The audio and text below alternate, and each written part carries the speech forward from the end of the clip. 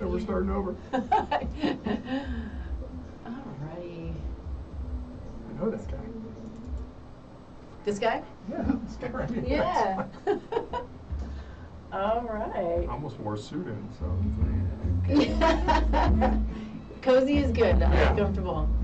All right, everybody. Good morning. Nikki Burnett, Taste Life Nutrition. This is Taste Life Nutrition Radio, streaming live on KUHSdenver.com. Where I think I say this every week now, but we bring in some of the coolest people, and I'm super excited today to have on Terry Tucker, who has a really an amazing history and amazing lessons to give, and he's a server, he's a seeker, and thank you for being here. Super grateful that you're here. Nikki, thanks for having me on. I appreciate it. Yeah, of course. As always, though, we start the show with gratitude. Gratitude can change the world. So, what are you happy for? Gratitude for? Grateful for? I'm all that. What are you gratitude for? Goodness gracious. I guess I would say my 3 Fs, which are faith, family, and friends. Yeah. And that. I'm sure probably everybody says that, but really, in my situation with cancer and that, I would not be able to get to this point without that. Yeah. Well, and what I find important about that too is the order that you put it in. Oh yeah. Yeah. It's so important. Faith has to come first. It really does. And there were so many times during my cancer journey that I didn't think I was going to be here, and that wasn't for anything that any doctor or even my family did. That was something much bigger than me did. Yeah. And so I'm very, very grateful for that. Yeah. Well, I'm excited to jump into your story. What am I grateful for today? I'm grateful for 18 years with my husband.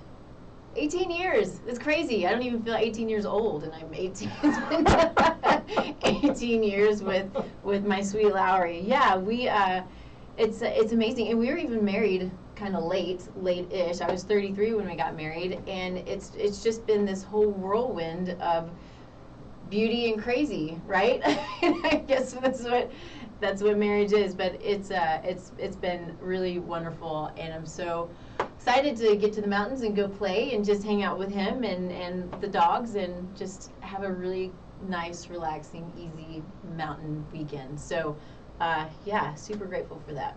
Well, my wife and I got married at 33, and on Monday it will be 30 years.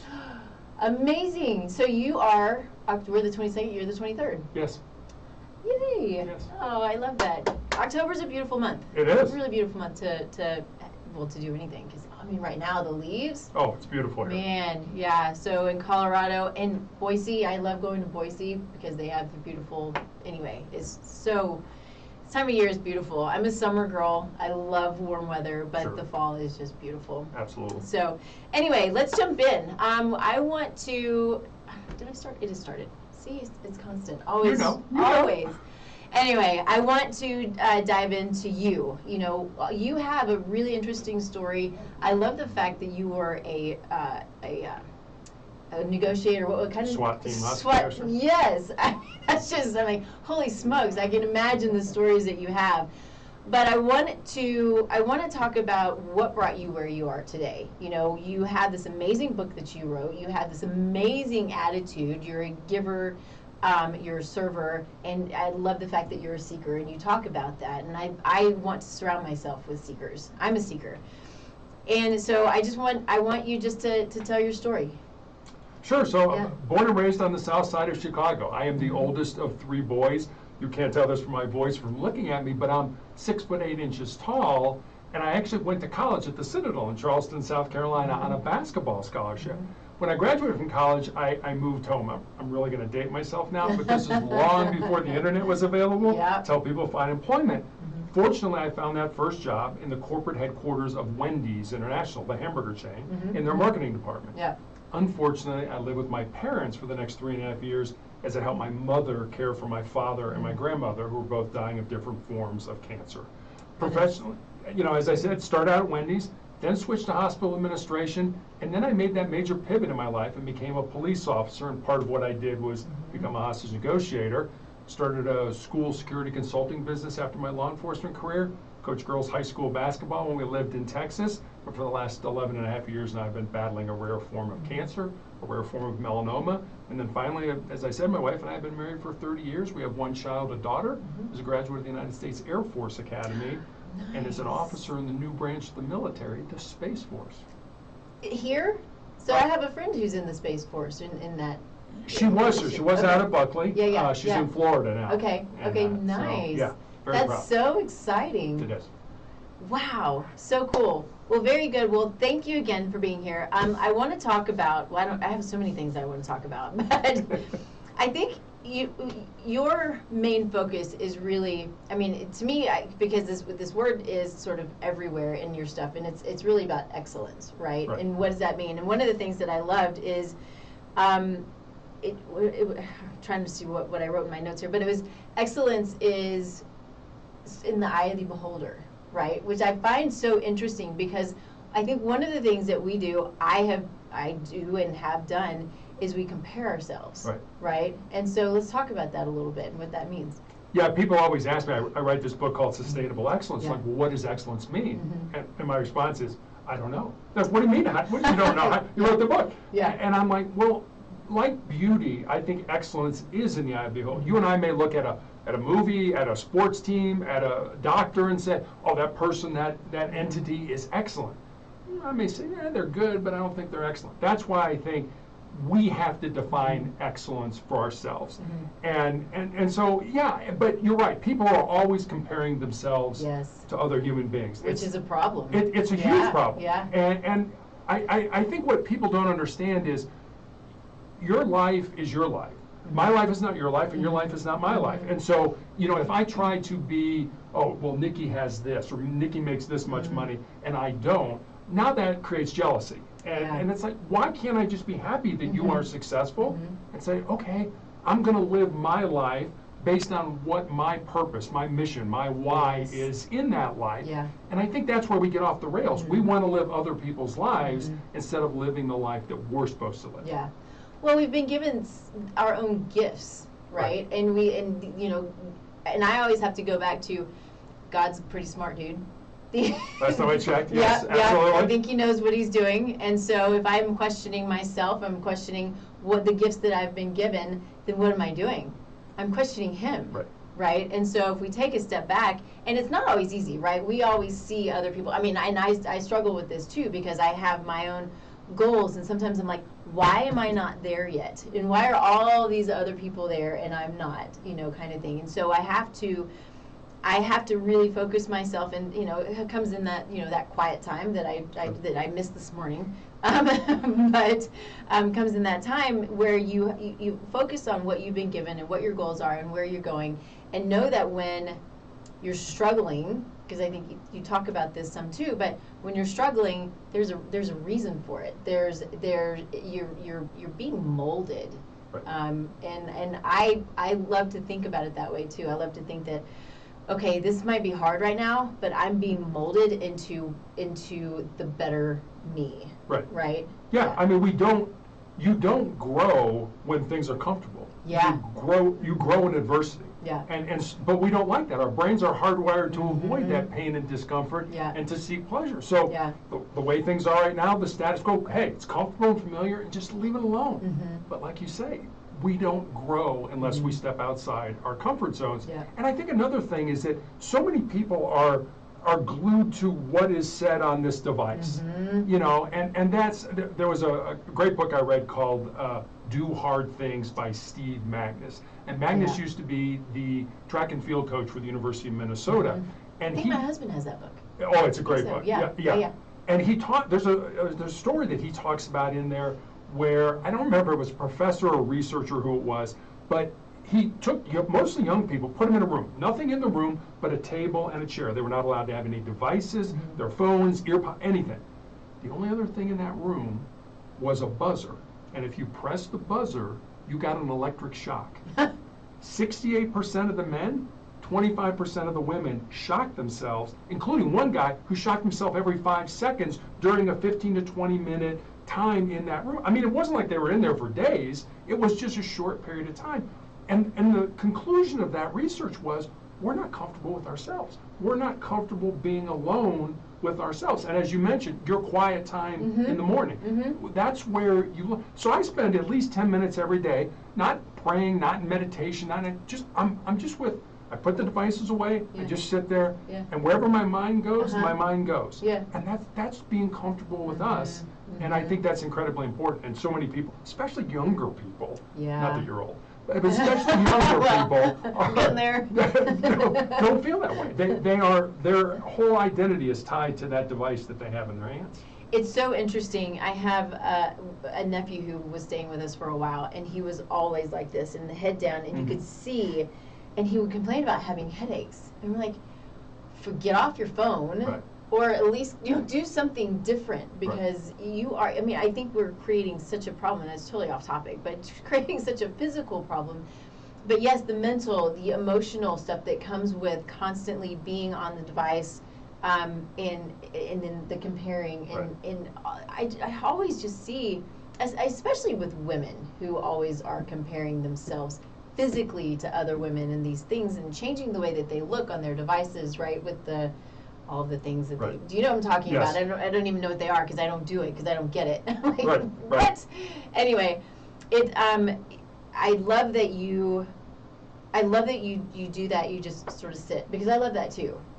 And what I love to do, and I talk about this all the time, but especially in the summer and this time of year when the weather's so nice, is just going outside and sitting. Just sit outside in the sun, whether it's meditating or sitting or whatever, but putting everything away and just. I mean, to me, this is the way I feel. To me, it's like God's hugs. It's like that sun on my skin. Like, oh, it's the best thing in the world. You feed your soul. Yeah. Exactly. It's so good. Exactly. It's so good. So the book that you wrote, I have a question about that, because I told you, before we came in the studio that I wasn't able to read the whole thing, but I got some of it. You had talked about someone who had reached out to you via LinkedIn, who was asking what he could do to be the most successful or excellent, right? Isn't that what it was?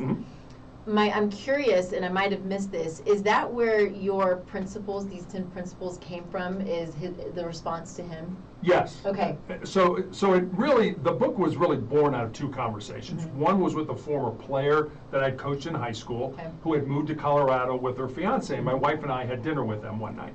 And I remember saying to her after dinner that I was excited that she was living close and I could watch her find and live her purpose. She got real quiet for a while, and she looked at me and she said, well, Coach, what do you think my purpose is? I said, I have absolutely no idea what your purpose is, but that's what your life should be about. Finding the reason you're put on the face of this earth, using your unique gifts and talents, and living that reason. So that was one conversation. And then, as you mentioned, I had a young man in college reach out to me on social media and said, what do you think are the most important things that I should learn? Not to just be successful in my job or in business, but to be successful in life. And again, I didn't want to give them the, get up early, work hard, help out. I didn't want to give them the cliche things that we already know. And so I spent some time, and I was taking notes and sort of had these 10 ideas, these 10 thoughts, these 10 principles. And so I sent them to him. And then I stepped back and I was like, well, I got a life story that fits underneath that principle, or I know somebody whose life emulates this principle. So literally during the 3 to 4 month period after I had my leg amputated, I sat down at the computer every day and I built stories, and they're real stories about real people underneath the principles, and that's how the book came to be. I love that. I love that. It's so good. And it's funny too, because I was looking at all the different principles, which essentially are chapters, right? Each principle exactly. And they're not in any particular order. Number 1 isn't necessarily more important than number 7 or anything like that. So yeah. I was writing down the ones that were speaking to me. And I was like, well, I might as well just write them all down, because they were all so good. But if it's okay, I kind of want to hit a little bit on all of them, because I think they're all so important. And I know also that there are, I want to make sure that we talk about some of these things that you want to talk about as well. But I would assume it sort of all goes together. So I have a little bit of everything here. And so the first principle is enjoy your life. I mean, it's like, whoa, wow. It sounds so simple, but. It is. And I mean, I think we make life complicated by the thing. Life isn't really that complicated. I mean, what are you supposed to do with your life? What are your unique gifts and talents? Then go do that. And I think you do. I mean, I think that's one of the reasons we are so afraid to talk about death in the United States, because people don't live. they don't live, so Yeah. death is scary. And when it comes, especially when it comes when you're not expecting Yeah. it, you know, you're not Yeah. 80 years old, it's like, oh my gosh, I haven't lived my life. Yeah. Well, whose fault is that? Mhm. That is your fault. Mhm. So yeah, enjoy your life. Get out there, find the things that, you know, that you, like you say, you're going to the mountains with your husband and the dogs. You enjoy that. That recharges your batteries. Yeah. Find what those things are, get out there and do that, and just simply enjoy the time Yeah. you have on this earth. Yeah. Yeah, it's so good. You know, I think that we don't, I talk a lot about taking accountability, right? Taking accountability for, and for me, it's, you know, what you're putting in your body, what you're putting on your body, what you're putting in your environment. But also it is taking the accountability to not hold back. And I think I have, you know, have done that, but there, you know, I have found my, you know, that I have this big mission. And it's like, I want to get there now, Right. instead of enjoying the now. It's like, I want to get there now, and you know, work and work and work, and I you know, I do that way more than I should, but taking accountability for that, and it's my responsibility for stopping and resting, and, you know, as well as getting out and living life and not feeling like I have to work all the time, you know, like so many of us do. Exactly. Right? Yeah, it is, and I. Again, I'm going to date myself now, but most of us know about Mr. Rogers, you know, Yes. Fred Rogers, Yeah. who educated so many people on his weekly television show, Mr. Rogers' Neighborhood. Well, there's a story that when Mr. Rogers died in 2003, his family was going through his effects. And in those effects, they found his wallet. And inside his wallet was a scrap piece of paper on which Mr. Rogers had written 4 simple words: life is for service. And I think if we keep that in mind, Nikki, I see so many people that sort of feel like, okay, I'm born empty, and when I start to get into life, I get out of high school, I get out of college, whatever you're doing, and you sort of get into life, that your job is to now fill yourself up. You know, I gotta have a great education, I gotta have a good job, make a lot of money, have a great spouse, have great kids, you know, all that stuff, drive the latest car, live in the nicest house. And there's always one more thing that supposedly will make you feel fulfilled or happy. Yeah. And what I found is, it's just the opposite. We're not born empty. We're born full. We're born with everything we need to be successful inside of us. It's just a matter of pulling that out and using it to our benefit. So it shouldn't be, what can I get? It should be, what can I give by emptying myself out for the betterment, certainly of yourself, but of your family, of your friends, of your community, etc. I love that. I love that. Cool. All right, principle number 2. I love this, and I really want to talk about this. Most people think with their fears instead of using their minds.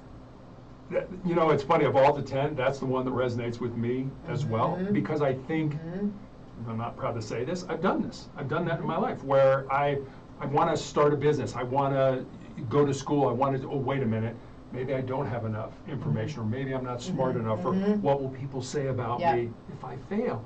That's thinking with our fears and our insecurities. That's not thinking with our minds. And whenever I speak to groups, especially younger people, I always tell them, if there's something in your heart, something in your soul that you believe you're supposed to do, but it scares you, go ahead and do it. Do it. Because at the end of your life, the things you're going to regret are not going to be those things you did. They're going to be those things you didn't do, but then it's going to be too late to go back and do them. Yeah, yeah. I think that's so good.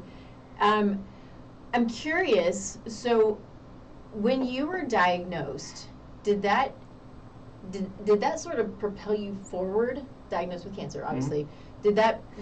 How did that change, you know, what you're doing now? I'm assuming there changed your attitude, your view on life, all of these things. Yeah, so let me sort of back up a minute Yeah. to answer that question. When I graduated from college, my father and my grandmother were both dying of cancer. And so that was really the first major decision in my life. My dad did not want me to be in law enforcement, so I had a choice. I could have said, you know, sorry, Dad, I'm going to go blaze my own trail, or out of love and respect for you, I'll do what you want me to do. And my dad had end-stage breast cancer back in the 1980s. They had no idea how to treat a man with breast cancer back then. Yeah. And so they basically told him to go home and die. And he lived another 3.5 years, and I believe he did because he had a purpose. He was in real estate. He worked up till 2 weeks before he died. And so I sort of tucked that in the back of my mind and said, well, when it's my turn in the barrel, I need to have a purpose. I mean, I guess I don't need to. I could always lay in bed and say, gee, woe is me, and how terrible is this? Or I could take this ugliness, I could take these demons, and I could flip it. You know, when I was diagnosed, they said, you'll live 2 years. So I was given a death sentence, and I thought, well, maybe I could turn that into a life sentence. And that's what I've done. So I've tried to find my purpose now. And let me say one thing about purpose. We tend to look at purpose as a singular thing or a singular event. And at least in my life, I found that it's not purpose, it's purpose is. So when I was young, I was an athlete, I was playing basketball, then I got into law enforcement, so my purpose switched there. And now, in all honesty, as I'm probably coming to the end of my life, I think my purpose has changed again to, you know, finding, putting as much goodness, positivity, motivation, love back into the world as I can. And it would be great if our purpose aligned with our occupation or our profession. But it doesn't have to. You know, your job could be something over here you do to pay the bills, but your purpose is over here to paint or to be a podcast host or to do whatever it ends up being that you feel in your heart. So don't get all excited if like, oh, you know, what I'm doing for a living isn't my purpose. That's okay. Still follow your heart to find that purpose.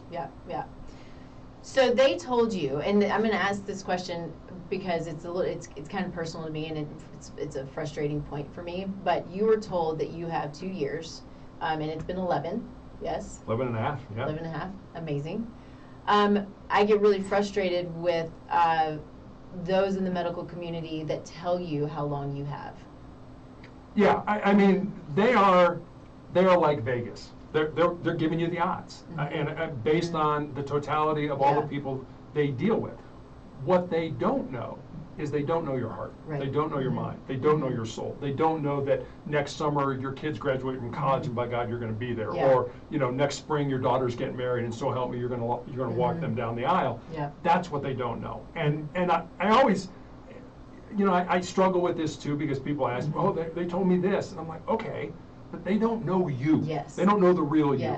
They know the disease, but they don't know how that disease is impacting you. So how are you going to attack that disease? Are you going to lay in bed and say, woe is me? Yeah, you'll probably be dead in 2 years. Or are you going to say, I'm going to take this and use it for something positive in my life? It's funny because, and this is a true story, but I'm sort of going to embellish it a little bit. I was initially treated at MD Anderson Cancer Center in Houston, probably one of the best cancer hospitals in the world.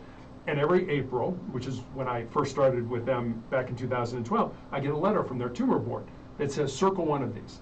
I'm alive with cancer, I'm alive without cancer, or I'm dead. It doesn't really say that, but but I keep sticking around because I don't know how to circle number 3 because I'm too busy living my life to worry about dying. When I die, where I die, how I die, way above my pay grade. Don't spend a lot of time worrying about it. And I love that, and that's great. It frustrates me because some people can take that and really take it to heart, and they do, and they do, and they don't do life like you do because they take what the doctors say and they're like, okay, this is what I have, and that's it, and it just makes me angry that they will tell people, and I know some people want to know, and that's fine. I just think that so many things can sit in your brain and sit in your psyche, and then you follow what the doctors say, essentially. I think that's what happened, you know, in part that's what happened with my mom. So it frustrates the heck out of me that they will tell you that. I'm like, do not ever tell people how long they have. Right, because you don't know. Knows. I mean, and I'm living proof of that. 11 and a half years later, I'm still sitting here and not dead. And my wife will tell you the story that they pulled her out of the room initially and said, look, he's probably not going to live 2 years. Is he going to be okay with that? And she kind of laughed at him and said, you go ahead and tell him that and see what happens. You know? That's amazing. You know? I love that. So, yeah, I mean, she knows me. You know, she's like, I'm not just going to roll over and say I'm going to die. I am going to die, and that's okay. We all are. But I would rather spend more time. I heard a Native American Blackfoot proverb years ago that goes like this. When you were born, you cried, and the world rejoiced.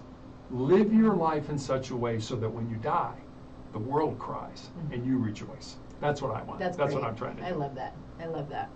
All right. Principle number 3. You were born to live an uncommon and extraordinary life. Yeah, I think people settle. Yeah. Especially as they get older and they get down the path, there's sort of this imaginary, I don't know, demarcation that says, okay, I'm 33 years old, I've never been married, I don't have any kids, I'm not where I'm supposed to be financially or in my job, so, okay, I'll just settle for where I am. Yeah. And I think that's one of the worst things you can do. And I don't mean to sound conceited, but I think one of the things that I am most proud about in my life is the fact that I never let my purpose, my dream of being in law enforcement die. I was a 37-year-old rookie police officer, which by most accounts is pretty old to be getting into that line of work. Yeah. But I always knew that was my mission, that was my purpose, that was my why. And despite all the jobs, despite my dad dying and all that, I never lost it. I never said, oh, you know, I'm comfortable here, so I'm good. I don't like being, I mean, I do like being comfortable, don't get me wrong. Yeah. We all do. But comfort doesn't make you grow, doesn't allow you to grow. Right. And so I really felt, you know, it was like, okay, I'm going to hang on to this dream, I'm not going to let it go. And eventually I got to there. I got to that dream.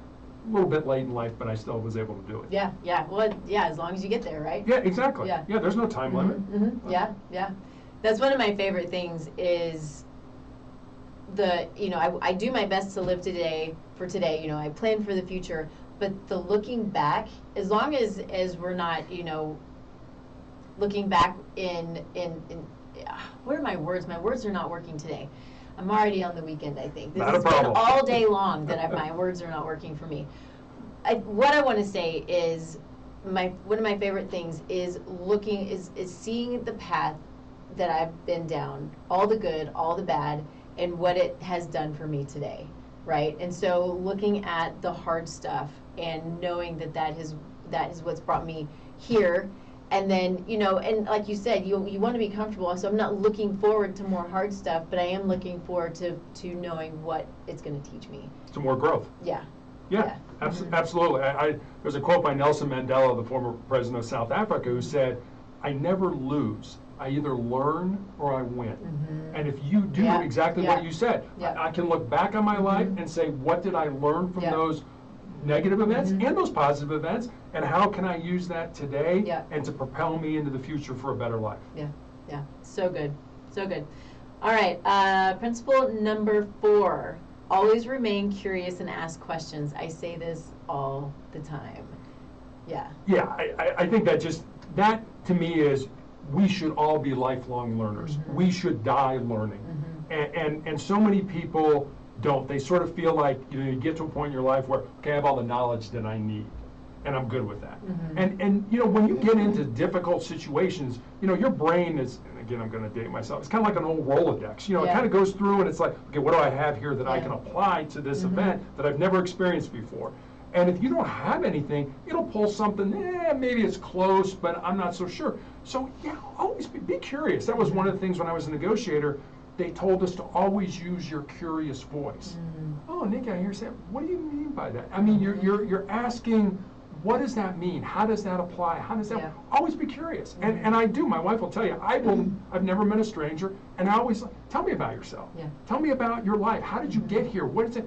And we used to go to parties, and it used to drive my wife crazy.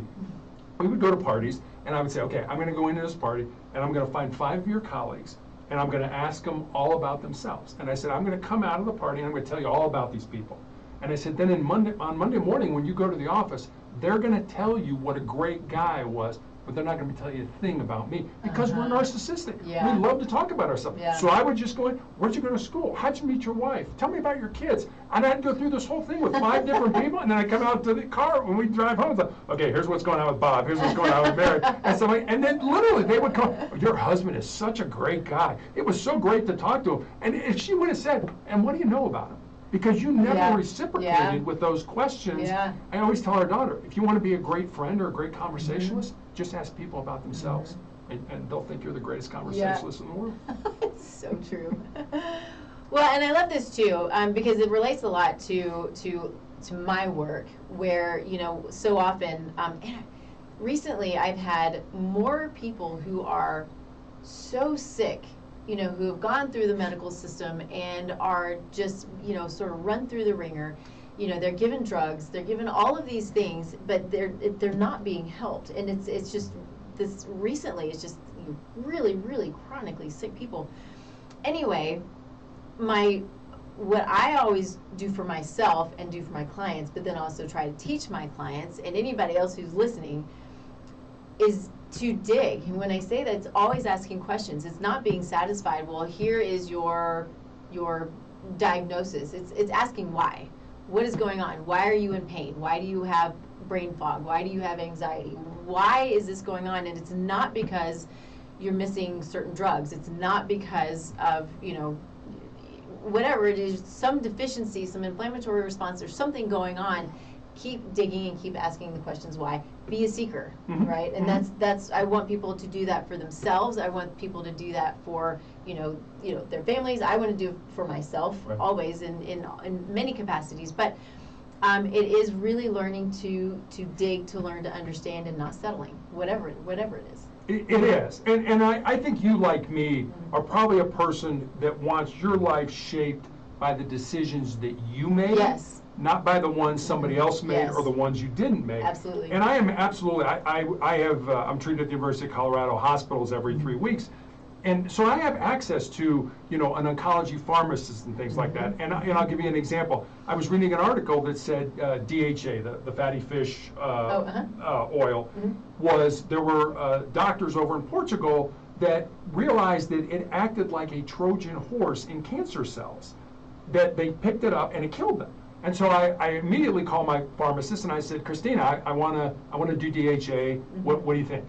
And she said, well, let me research for you. I'm like, okay, great. And I'm lucky because I have access to that. Yeah. And she came back and she said, Terry, we don't want you to take it, and here's why. You had a blood clot in your lung. You are on a blood thinner. DHA tends to thin your blood even more. You'd be more susceptible to bleeding. I'm like, okay, I won't take it. I understand that. That makes sense to me.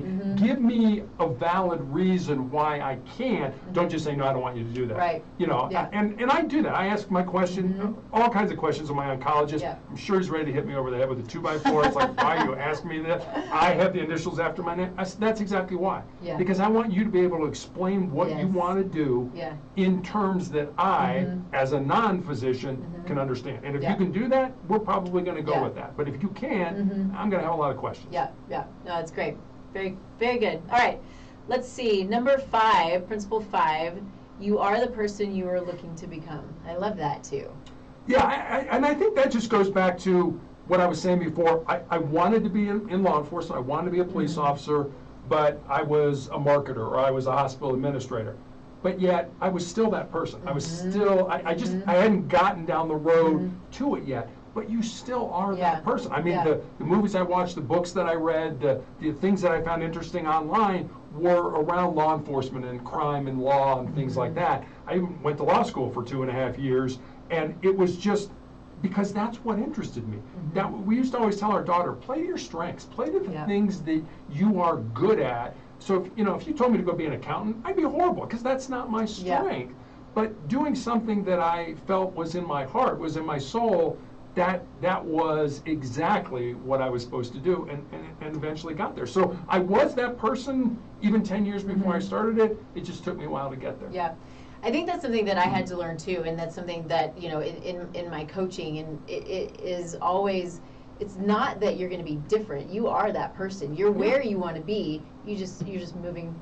Just moving towards it. Yeah, exactly.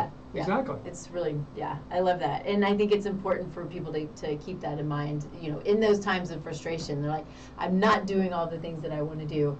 Good. Stay down the right path. You'll get there. Yep. This is great. So good. They're all so good. I'm going to say this 5 more times. So principle 6, put your God and your family above everything else. I think that goes without saying. What am I grateful for? My family, my friends, my faith. Those are incredibly important things. I would not be the person I am. I would not be where I am without those things. I mean, we are. One of the things I learned in playing team sports, and I started playing basketball when I was 9 years old, and played all the way up till I graduated from college at 21. And for me, it was team sports. I think it'd be whatever team you're on, is the importance of being part of something that's bigger than yourself. And if you realize that in life, that it's not all about you. Mm-hmm. Nobody really cares about you. There's somebody's looking at me. And they're probably not. Yeah. Somebody Yeah. cares about what I'm doing. No, they probably don't. Yeah. We think they are, Mm-hmm. and that causes anxiety and fear and things like that. But no, I mean, be the person that you're supposed to be. And God, faith, family, just it works for me. Mm-hmm. Yeah, good stuff. Well, and number 7, just what you just said, be a part of something bigger than yourself. Oh, sorry, I didn't. Yeah, I got ahead of you. it's good. It's good. But I think that we all have a role to play. We do. In wherever we are, and taking that, and it goes back to, I don't need to be somebody else. I don't need to compare myself to anybody else. I have a role to play. God put me here for a reason. What is that? And go do it. What are those things? It's not just one thing sometimes, but it's what are the things, and just go do them. Even if it's just being a good friend, right? Exactly. Whatever it is. But I have an important place, no matter what. You have an important place, and we all have our places to be. And God's not going to judge me on what you did, right? Or you exactly. on what I did. Mm-hmm. So understand that. And why are you comparing yourself? Why are you, trying to live somebody else's life? Yeah. Just be happy that Nikki does what Nikki does, and Nikki's as successful as she is. Be happy for your friends and your family, and that. Don't try to compare yourself, because it'll drive you crazy, and 2, it's not something we're supposed to do. Yeah, agreed. All right. Principle 8: fail often, especially when you're young. Yeah, I get a lot of brushback from that one. It's like, what do you mean fail? And I think especially younger people today somehow think that some successful whatever, performer, athlete, doctor, lawyer, school teacher, garbage man, never failed in their life. Right. That failure is absolutely a part of success. Yeah. If you are successful in life, you have failed many times. Mm-hmm. And I always say, the road to success is paved with failure. If you can't fail, you're not learning. Right. You're not stepping outside your comfort zone. Things are too easy for you. You do that, and then when it's kind of like what you were talking about before. It's really not the end game. It's not the success that it's the journey along the way that makes us a better person, that makes us a more well-rounded, more developed person. It's the journey. It's not the success. And how do you get to that journey? It's all the failures along the way. That makes you a better human being. Yeah. It's so hard and so simple. It is. I mean, we make it so difficult. I'm like, okay. It's not always fun, but it's fun when you come through. You're like, okay, I got it. Now let's go. Yeah. Right? But that's it. When we butt up against an impediment, something gets in our way. It's funny because people won't take responsibility. They got to blame. It's like, okay, I failed, so it's like, it's not my fault. I've got to blame my parents or my boss or my station in life. Very few people take personal responsibility for their own success and happiness. And again, going back to what we were talking about, I want my life based on the decisions I made, not on what other people made for me. So I think that's a very important point. Well, and taking responsibility is a good leader too. Yes. Right. I mean, in order to lead, it's up to you. It's up to me. To be a leader. So it is. Yeah. All right. Listen more than you talk. Yeah. I mean, this really comes from my SWAT days and things like that. We talked about listening to respond versus listening to understand. So it's you're talking, and I'm like, all right, Nikki, hurry up and say what you're going to say because I want to get my 2 cents in. That's listening to respond versus, okay, Nikki, I hear what you're saying. I may agree with you, I may not agree with you, but help me to understand where you're coming from. And that's really what negotiations were all about. Help me to understand why you're in this situation and things like that, and figure that out. And I'll never forget when I first started as a negotiator, they gave us a formula. I'm going to try to remember that. It was 7-38-55, and it had to do with how we communicate with each other. And think about this. How much time do you spend worrying about what you say, the words you say? 7% are the words you use. 38% are the tone of voice that you use with those words, and then 55% of how we communicate is our body language and our facial expressions. So as negotiators, I wasn't in the room with the guy with the gun and things like that, so I could be blocks away, and I didn't have the benefit of seeing when I said something like him go, oh, what an idiot, I can't believe he said that. I didn't have that benefit. So we had to figure things out based on what people were saying, what they weren't saying, and how they were saying it. Any good stories that you want to share about negotiations? So I'll tell you two kind of quick stories. Yeah. One's funny and totally atypical, and one's kind of the way it usually was. So I was working that night. I was in uniform and in a marked car, so I was able to get to the scene early. And I pull up and I'm talking to the district guys, and I'm like, "What's the deal?" It's like, he's drunk, he's got a gun, he's barricaded himself with his wife in the house. I said, "Okay, do you have him on the phone?" "Yes, let me talk to him." So I'm talking to him. Part of negotiating is developing trust with a human being that you've never met before in your life. And there were many times we'd be over here talking for hours about something when the real problem was over here, but they didn't trust us enough to talk about that. So I'm talking to him for about 10 minutes, and I just had a feeling, because we never talked about coming out, usually until hours down the road. And I said to him, "What would it take for you to come out?" And there was a dead silence. And then he says to me, "Give me a beer." I said, "If I gave you a beer, do I have your word you would let your wife go and you would come out?" He said, "Do I have your word I could drink it?" I said, "You absolutely have my word you could drink it." He said, "All right, then I'll let her go." And so I gave $5 to one of the uniform officers. I said, "Go down to the store, buy a beer." The tactical team put it on the front porch. I called him back and I said, "Your beer's on the front porch, but you don't get it until you let your wife go and you come out with your hands up." He said, "Do I still have your word that I can drink the beer?" I said, "You absolutely do." All of a sudden the front door flies open. Here comes his wife. Here he comes with his hands up. We handcuff him, let him drink his beer, and off to jail he went. Oh my so gosh. that was Of all things. Exactly. That was an atypical one. This one is more what they were like, and a little bit tragic, but had a good ending. Individual wanted to commit suicide, and so this started probably 8 o'clock at night. He slit his wrist. That didn't work. And then for some reason he thought turning the gas on his oven and sticking his head in the oven would somehow kill him. Well, that didn't work either. And then he calls a family member, and he's despondent, and the family member had the good sense to call the police. We get there, and I've got him on the phone. It's probably 3 o'clock in the morning now, and he's got a gun. And so we're like, I think he was just exhausted. He was just worn down. And he's like, "I'd really like to come out." I said, "Great." I said, "Come on out." I said, "I'll come down to the scene. We'll talk face to face." He's like, "I'd really like that." I said, "But don't hang up the phone. We'll put the gun down, take the phone with you. And then when you get outside, do what the officers outside tell you to do." He's like, "No problem." All of a sudden the phone disconnects, which is not uncommon because we're conditioned that when a conversation is over, we hang up the phone and so on. Right. So that happened a lot. But all of a sudden one of the tactical officers comes on the radio and says, "We heard a gunshot." I thought, You didn't shoot yourself. He didn't. Shot himself in the head, but he shot himself in the temple at an angle such that the bullet went in right under his skin, went around his scalp, and came out the other side. Never penetrated his scalp, never got to his brain. So here's a guy who tried 3 times that night to kill himself, and I think that was God saying, not your time. Not your time, you're not coming up here. I mean, it was real bloody because head wounds bleed more so than anything, but in terms of seriousness, it really wasn't very serious, and he got the help that he needed, and fortunately, he didn't die. So I'm so curious what he's doing today.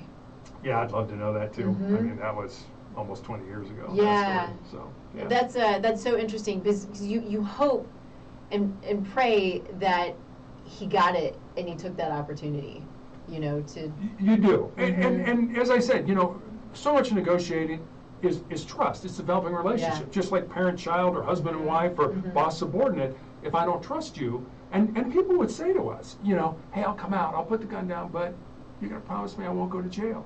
And we would have to say, "I'm sorry, but when you come out, you are going to go to jail." But then we would deflect the conversation to something different. Yeah. And the reason we did that, and this happened, is that a year from now, 2 years from now, 3 years from now, the same situation that got them to that point, they had a fight with their mother or something like that.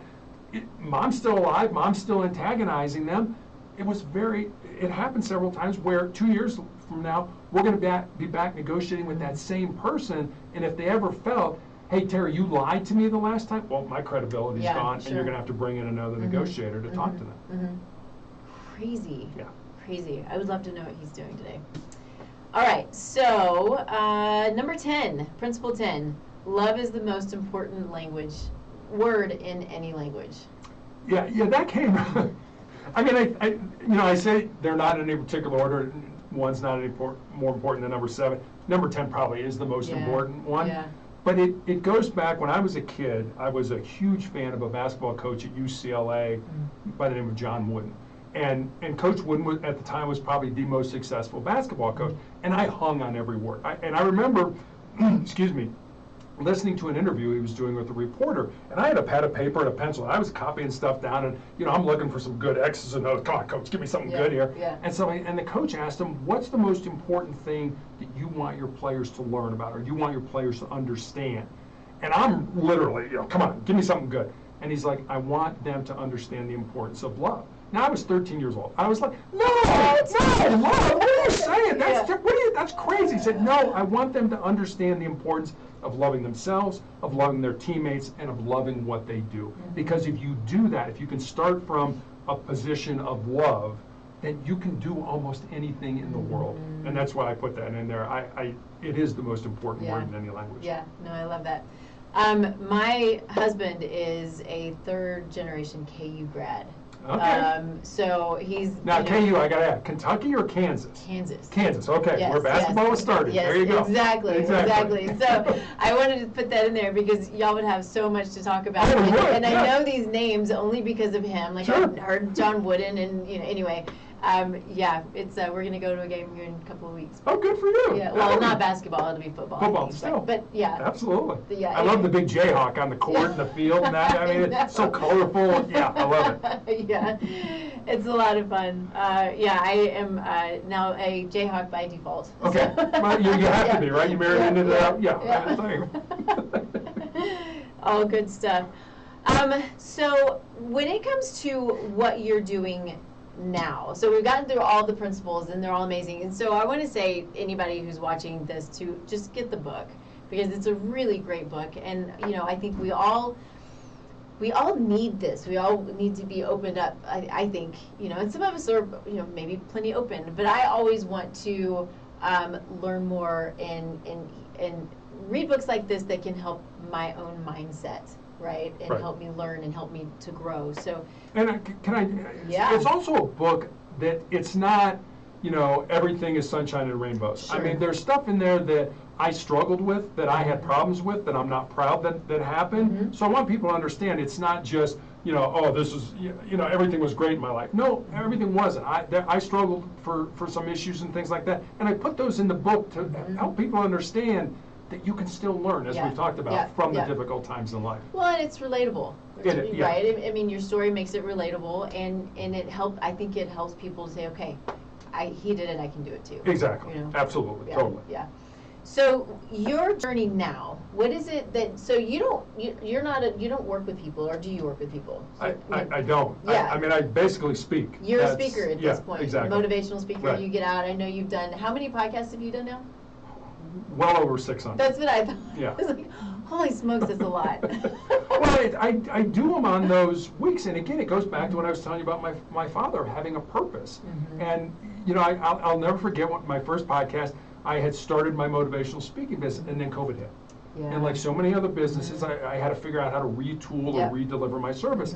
And somebody reached out to me and said, "Would you like to be a guest on my podcast?" And I said, "Sure." What's a podcast? What's a podcast? I did, honestly. I was like, what's a podcast? And they're like, well, we kind of have a conversation. We put it on social media, and we put it out there. And I said, okay. Nikki, when I had Post-it notes all around the camera. Yes. And they would ask me a question. I would kind of lean in, read the post. I was horrible. I was terrible. It was it's so scary. It is. I'm like, I don't know what I'm doing. And I was talking to my publisher, and I said, Scott, I listen to every podcast I've ever been on.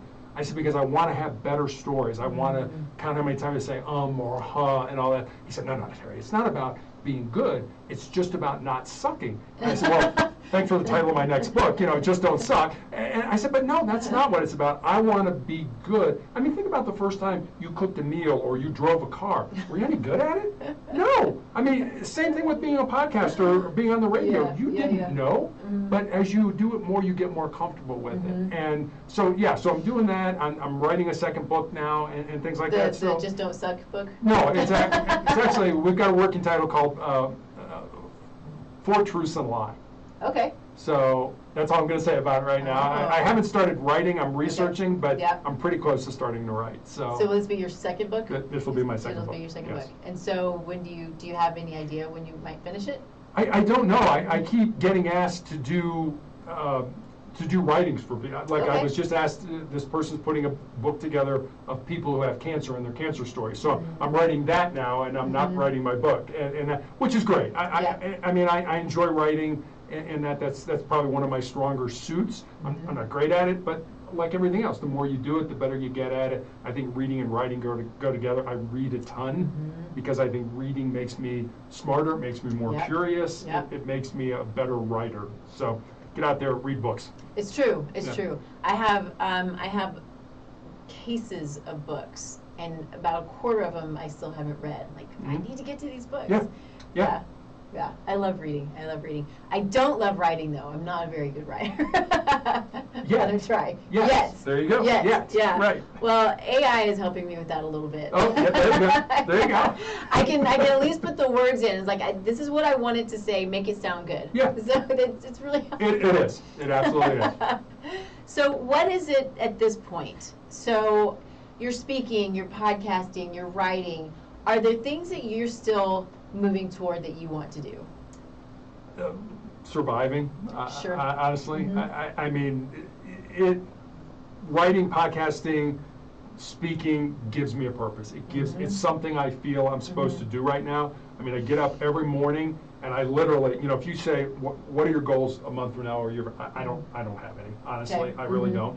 But I always ask God, it's like, what do you want me to do? Put me in a position where you want me to do what you want me to do today. Yeah. And then I'll go with it. And that's so when people reach out for different things. And right now, I've got so many people that I connected with either on podcasts or some other events that are struggling with cancer or heart disease, and they're reaching out and they're like, hey, I need help, can we talk and stuff like that. So I spend so much time on the phone just trying to help these people do what they're doing. So I'm going to continue to do what I do as long as I can possibly do it. And if people want to listen to me, great. If people want to, you know, book me to speak, that would be great. Yeah. But that's really what I'm doing right now. I love that. I have a couple of places where, or I think some people that I would like to introduce you Great. to. Thank you. Yeah, of course. I also have and I don't know if you're interested, and this is probably a topic for off radio, but I'm going to say it now anyway. There's an organization or a company they're called Remission Nutrition. Oh.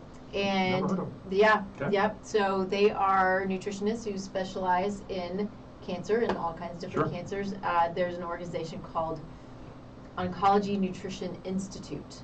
And so obviously they specialize in that as well. Sure. So I don't know if that's something that you're interested in meeting people who specialize in cancer. I am, because I mean, your show's about nutrition, and I do certain things. My wife makes me this, we call it the goop. And the goop is literally honey and apple cider vinegar, turmeric, ginger, chai seeds, cinnamon, and one other thing that I'm missing. And you put it all and you store it in like a mason jar. Yeah. And I take a tablespoon every morning. Nice. And then I also do the cayenne pepper, and this is going to sound terrible, cayenne pepper and lemon in warm water every morning. So I try to do things, and one of the diagnostic tools my doctor used to use was what was called a PET scan. Which is basically just injecting radioactive sugar into you with the idea being that cancer cells have a higher metabolism. They will pick up that radioactive sugar at a higher rate than your regular cells will, so they will glow on the scan. And so, I mean, I'm not the brightest bear in the woods, but it was like, well, maybe I shouldn't be eating sugar, when I'm a cancer patient. So I don't. I try to do more keto, fruits and vegetables, lean meats, that kind of thing, and stay away from cookies and sugar and breads and all that kind of stuff. Good. So. Yeah, there's a lot of good data on keto. Absolutely. So that's a good one. So yeah, if anybody's out there struggling, I am going to give them just a shout out because I refer to them all the time, because a lot of people who are struggling with cancer, unfortunately. And so I think if you want to reach out to Remission Nutrition or Oncology Nutrition Institute, they're really good people. So anything that you want to hit on that we haven't talked about yet? No, I'll leave you with a story. Yeah. I had a nurse recently ask me what it was like. I had my foot amputated in 2018 and then my leg above the knee in 2020 in the middle of the COVID pandemic. Due to the cancer, yes? Yes, all cancer related. My cancer started on the bottom of my foot. I had a callus break open on the bottom of my toe.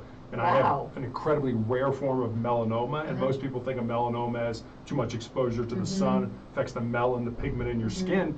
This has nothing to do with that. This is just a rare kind that appears on the bottom of the feet or the palms of the hands. There's an even rarer form of melanoma that appears in your mucous membranes, so in your nose or your mouth, but it's still melanoma. And again, nothing to do with that. So she asked me, she said, what was it like to have your foot amputated and then your leg amputated? And I told her, I'm 6'8", so learning to walk again, falling is not an option. You get hurt when you fall from this height.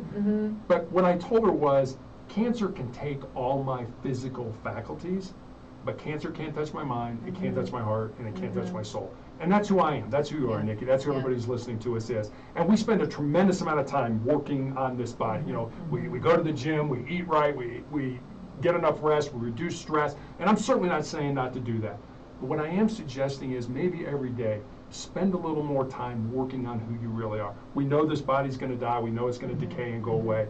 But I think our heart, our mind, and our soul, those things are eternal. Those things live on. And I don't think we spend nearly as much time working on them as we should. Agreed. Thank you. Thank you for having me on. I enjoyed talking with you. Yeah, me too. I've been looking forward to this, and I'm grateful to have you come on anytime. Appreciate it. Yeah, Thank really you. good stuff. All right, so thank you. Well, how can people reach you?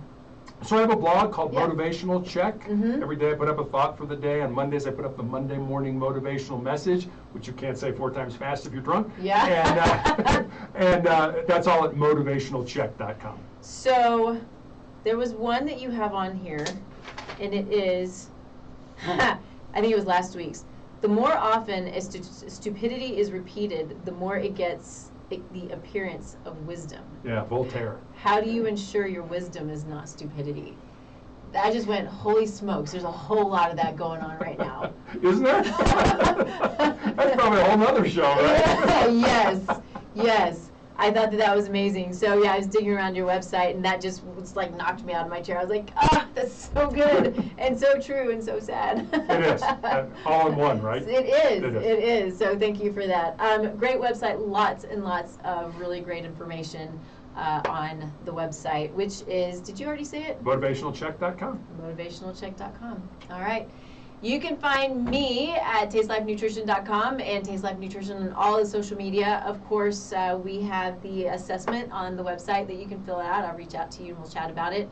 And then, of course, we have Soulful Conception. Soulful Conception is for those who are planning and preparing for pregnancy, or maybe struggling, but my goal is to plan, prepare, and have you healthy, so there's maybe not the struggle that there is, and so that we can plan healthy babies, healthy families, and a healthy future, because it is all in our control. We have so much control over our own health in our future, and we have a lot of control over our family's health. And what the data shows is we can impact 7 generations. Our health today will impact 7 generations ahead.